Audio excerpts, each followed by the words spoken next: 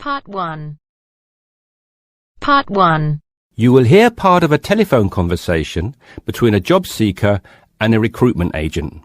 First, you have some time to look at questions 1 to 6.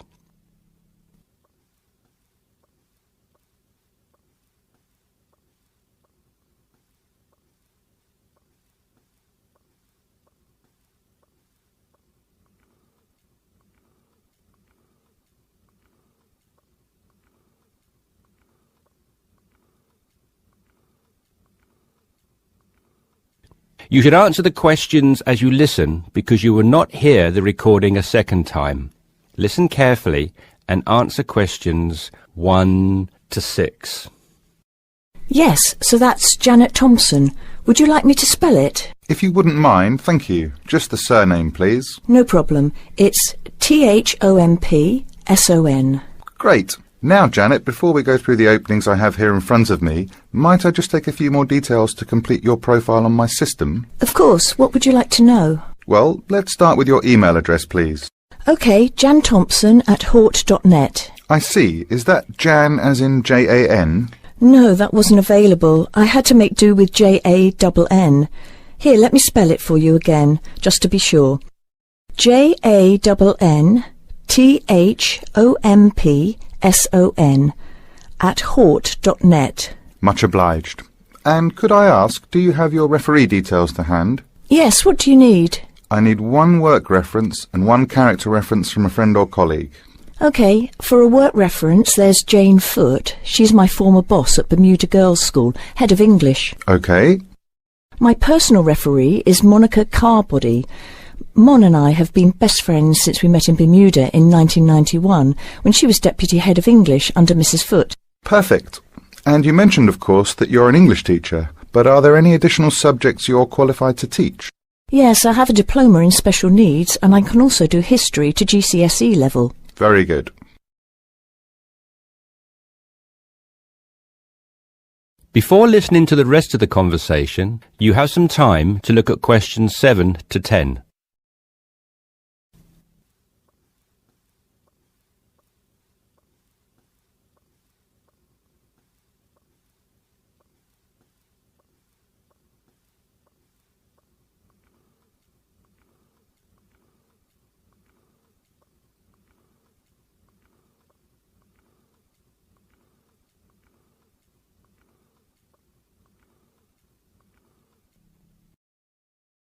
Now listen and answer questions 7 to 10. Do you think I stand a good chance of finding something? Oh, better than good. In fact, we have some positions we can offer you today. You see, it's not so difficult to find a temporary role. Tell you the truth, there are plenty of them around, but getting a permanent position will prove a little more trying, though.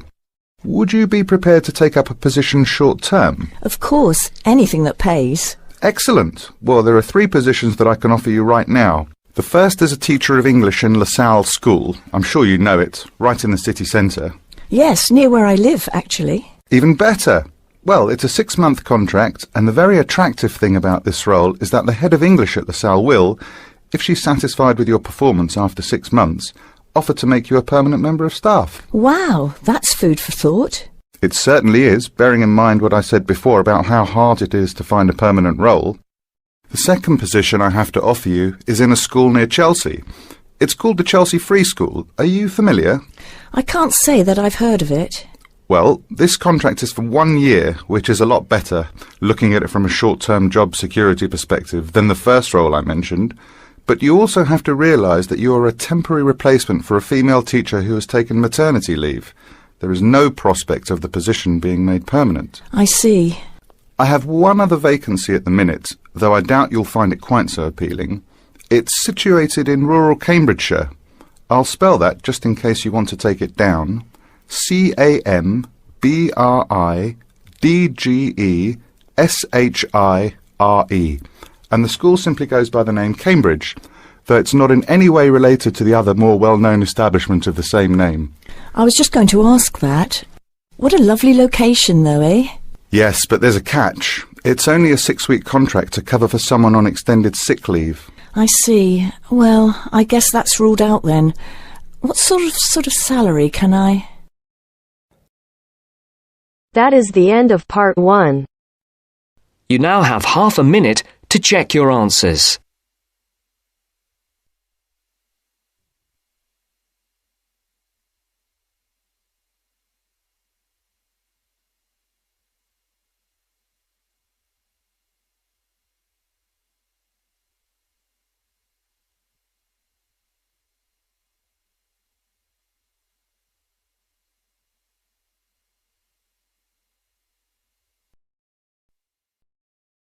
Now turns to part 2.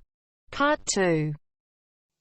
You are going to hear Dr. Joanna Robinson, the course director of a language learning centre, answering questions from reporters from the student newspaper. First, you have some time to look at questions 11 to 16.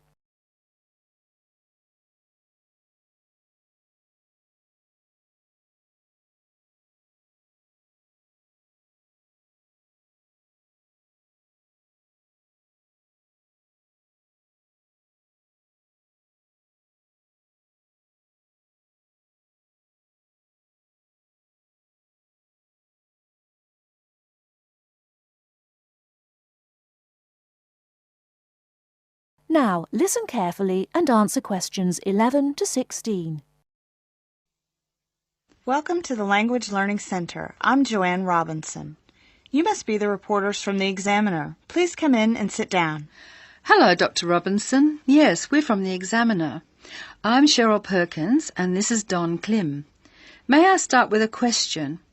Did this college really start with Brazilian students? It did. The Language Learning Center was founded in 1985 to look after a group of students from Brazil who wanted to study here.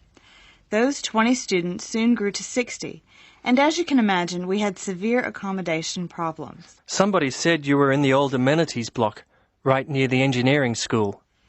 They have a good memory. Yes, we were there because the university hadn't believed we would expand so quickly. The problem wasn't solved until we moved into these new premises in Bancroft House in 1987.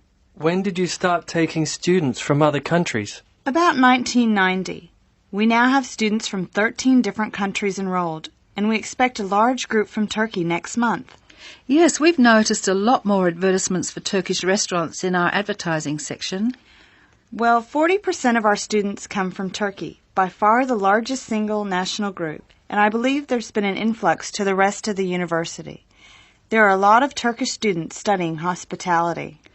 Do you offer anything special to the students? Yes, we do.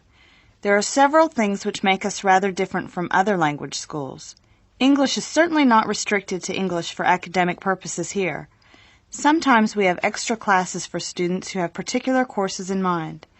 And we have just said goodbye to a group of 30 Indonesian students who were preparing for a university course in agriculture. They came to us for English for farming, and they were with us for a long time. We miss them. How long do students usually stay at the Language Learning Centre? It varies, so I'll talk about the average. Most of our courses last for 5 weeks, but to make any real progress, a student needs to be here for at least 3 terms. That's 15 weeks. The students do better if they have a little time to settle in at the beginning of the course, and we offer an orientation course that lasts a week. Most students take it. It helps them to settle down, and it gives us plenty of time to test them and place them at the right level. How many people are in each class? We sometimes go up to 18, but our average class size is 14 students, and some classes have as few as 7 participants. It depends on the needs of the group. You were saying that you miss your students when they go. How do you attract students? I mean, how do they hear about the Language Learning Centre in the first place? We're included in the university advertising and marketing, and we have our own website.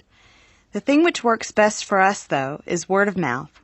Students who leave us often send us their friends. In fact, a student who arrived today was carrying a photograph for me of a former student and his baby. It sounds like a nice place to be. It is. A lot of our students make lasting friendships while they're here. Before you hear the rest of the talk, you have some time to look at questions 17 to 20.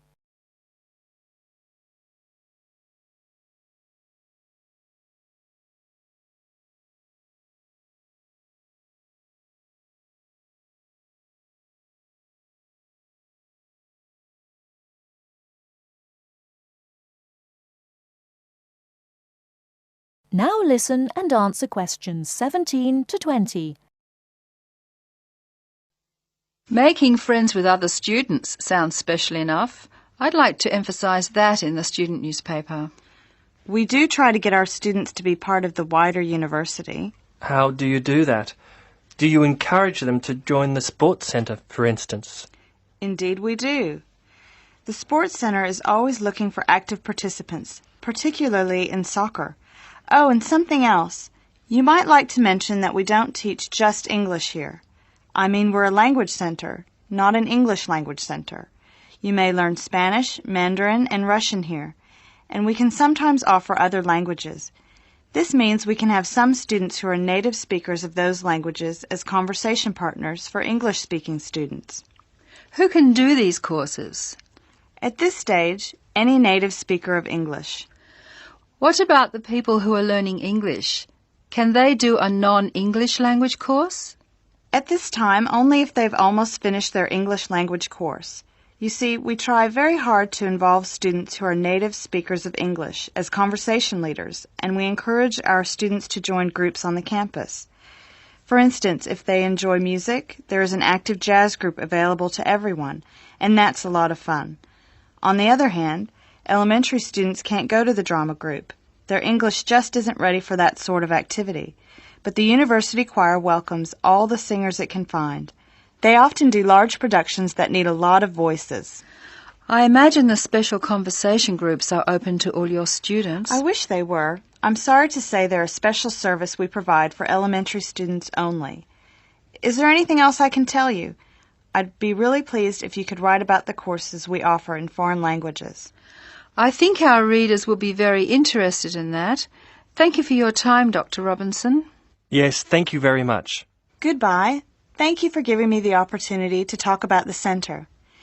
It's always good to let the rest of the students at the university know what goes on in our classrooms and outside them. After all, many of our students leave us and then study for degrees in various disciplines on this campus. That is the end of part 2. You now have half a minute to check your answers.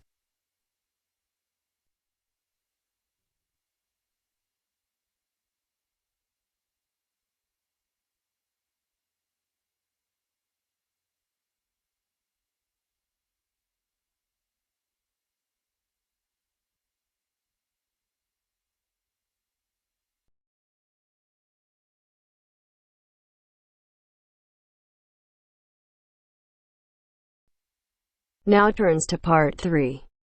Part 3. You will hear two business studies students, Evelyn and Mark, preparing for a seminar presentation. Before you hear the conversation, you have some time to look at questions 21 to 25.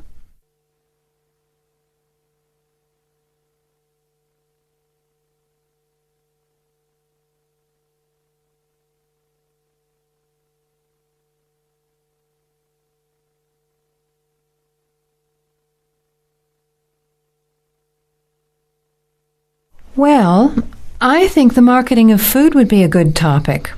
I read a very interesting article the other day about the Canadian food market. I suppose everybody's interested in food, even if it's trying not to eat. Why Canada? I know that's where you come from, but isn't it just all North America, really? No, that's why I thought this article was interesting. Although lots of U.S. companies are well established in Canada, and vice versa, there are still subtle differences between the two markets. It says here, the Canadian market is definitely not a northern clone of the U.S. I like that. And it says that if you understand these differences, it can have a big impact on successful food marketing. So I know that Canada has a big French-speaking population in Quebec. Is this what they're referring to? Not only French and English speakers, there are many different ethnic groups in Canada. It's really quite multicultural. For example, Toronto has large Asian and Italian populations, and Vancouver's got a large Asian population too.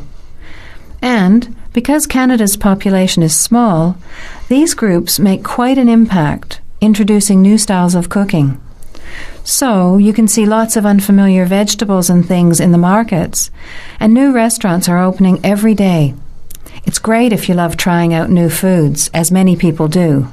Which kinds of food are becoming popular? Well, some Asian food, I'd say, has been popular for quite a while, like Chinese. But now, Southeast Asian restaurants are becoming very fashionable. Then there's Mediterranean, of course, such as Greek, Italian, and so on. But Caribbean and Mexican food is really taking off among young people these days. So, are the supermarkets starting to stock the ingredients that are needed to prepare these foods at home? You know, all those unusual condiments and sauces. Yes, that's right. It's quite interesting going to the supermarket, isn't it? And noticing how they're introducing sections for foods of different nationalities. You can buy quite exotic products locally these days. The article mentioned that 80% of the Canadian retail market is controlled by 8 major national supermarket chains, so that when they introduce changes, they can happen quite rapidly. Okay. Well, how are we going to organise this seminar then? I made some notes on the trends in the Canadian market, about changing tastes, and also patterns for where food is consumed. I thought maybe we could summarize it into a chart or table, and maybe use the overhead projector to present it. Good idea. Maybe I could have a look for similar trends and tastes in Australia and the UK for comparison. Let's have a look at what you found. Before the conversation continues, you have some time to look at questions 26 to 30.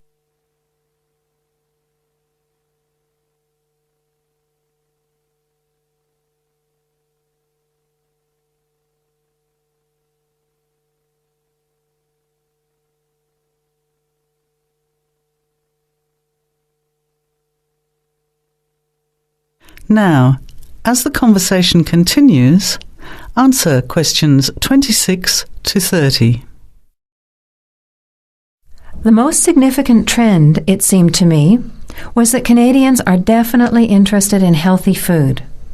For example, did you know that salads are the 3rd most commonly eaten food in Canadian restaurants? Really? What about organic food then? Is that becoming more popular? Yes, it's definitely moving into the mainstream compared to a few years ago. And a recent survey showed that 4 out of 5 shoppers said that they check the fat and nutritional information on the packet when they're deciding what to buy. What other trends did you find out? There's one change I noticed straight away when I was home last year in the meat department. You know, here the meat packaging says rump steak or 4-quarter chops and so on. Well, they discovered that most consumers these days didn't know what to do with these roasts and rounds and ribs. So the government approved a new naming system for cuts of meat, which is related to the required cooking technique. What a good idea. I've never really understood the difference between sirloin, rump, round and all those names. So how many new categories are there? 8. There are 3 kinds of steak, for grilling, for marinating, and for simmering. And then there's what they call quick-serve beef, for stir-fries, I suppose. And premium oven roast, pot roast, and stewing beef. It's a great idea, isn't it? I hope it catches on here. I agree. Any other trends that you thought were significant? Well, what's really interesting is what the article called mobile meals. In other words, more and more Canadians are eating meals away from home, but not just eating more junk food. They're projecting a 40% increase in snack food sales over the next 3 years, and the growth is coming from healthy snacks. You know, the ones that have less cholesterol and fat, such as muesli bars, health food bars, and those types of products. Apparently, in the food marketing jargon, they're called nutritious portable foods, which means healthy snacks. The other major trend is that young people are doing more of the food shopping these days, So marketing has to be aimed more at them, as well as more conventionally at the mother. Thanks, Evelyn. I think we'll have an interesting discussion about these trends and the comparisons with other English-speaking countries. I'll see if I can get some information about them to compare with yours, and meet you on Friday to put it together. See you then. Bye. That is the end of part 3. You now have half a minute to check your answers.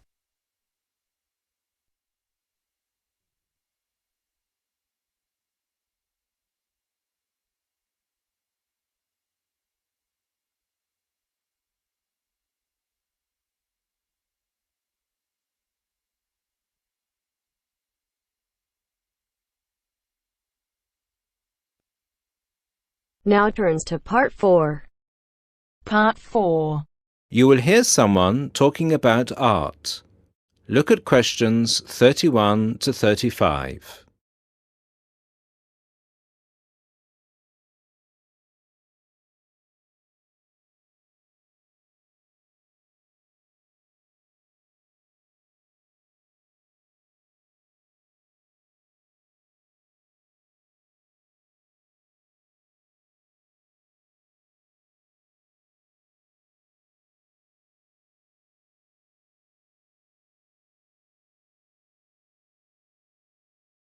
Listen to the first part and answer questions 31 to 35.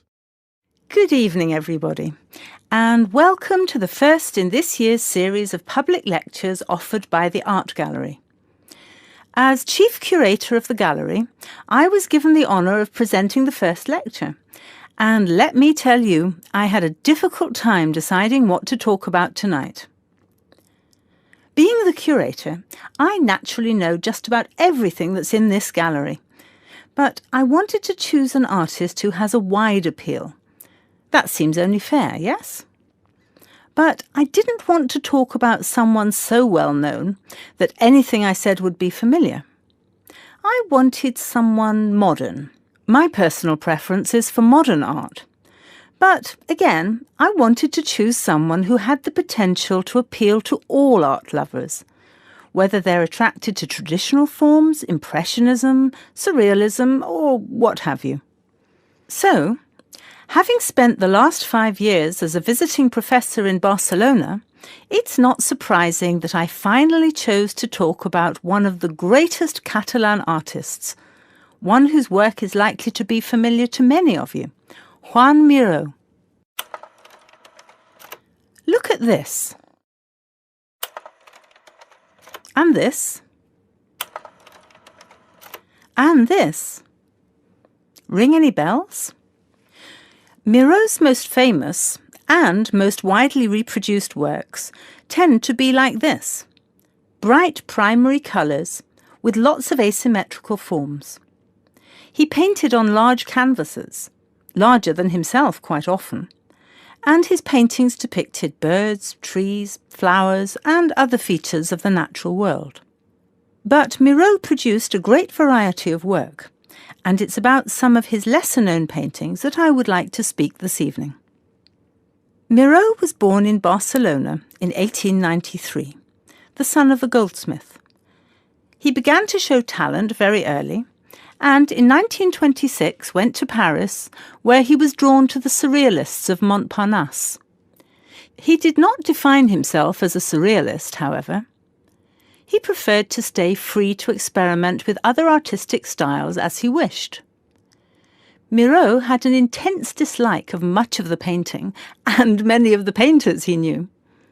He wished to do something totally different, to express his contempt for bourgeois art. And yet, ironically, Miró's success has made his works much in demand among art collectors of the world. But we can't really talk about the artist without looking at his art. And that's what I'd like to do now. To take a look at just a few of Miró's works and think about what it is that makes them special. Special to me, and to a great number of people who flock every day to the Miró Foundation in Barcelona. Now look at questions 36 to 40.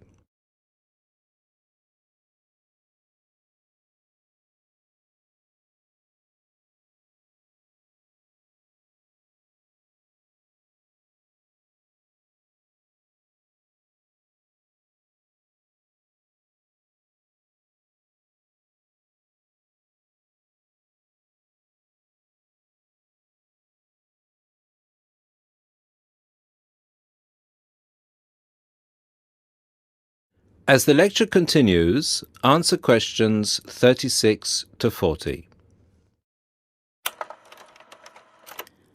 Let's start with this. One of Miro's best-known and brightest works, Woman and Bird. A sculpture created in 1982.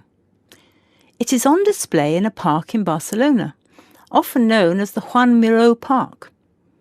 A huge sculpture, towering up into the sky. It reflects Miro's eternal interest in these themes, as well as his more technical interest in materials. This sculpture is covered in mosaic, which gives it a naive and cheerful appearance. It is interesting that this sculpture was completed in 1982, just a year before Miro's death. I think it shows that, towards the end, he was feeling as playful as a young man, and I think he wanted to share this playfulness in a park on such a big, very public scale. And now, another representation of a woman, this time just called Woman. This was painted in 1976, a late work for Miro, and is a work we often see reproduced or on sale as postcards or posters in gallery shops around the world. So why is it so popular? I think the use of colour has something to do with it. People respond to these rounded shapes filled with primary colours, especially on a large canvas like this.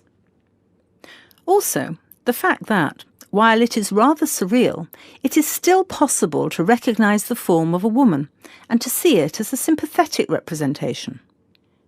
It's a bold, bright painting, and I think that it awakens a reaction in many of us. And finally, something quite different, though still a woman. A harsh, even violent work that was completed in 1939, at a time when Miró was greatly influenced by events of the Civil War in Spain. It's titled Seated Woman 2, but it can be hard to find the woman here, as she's been transformed into a rather horrendous creature. So is that how Miró viewed women? As grotesque? Not at all.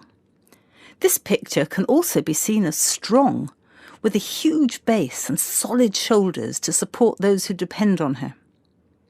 In this painting, her arms and neck seem to grow as vegetation out of her shoulders, representing woman as a fertile ground, perhaps.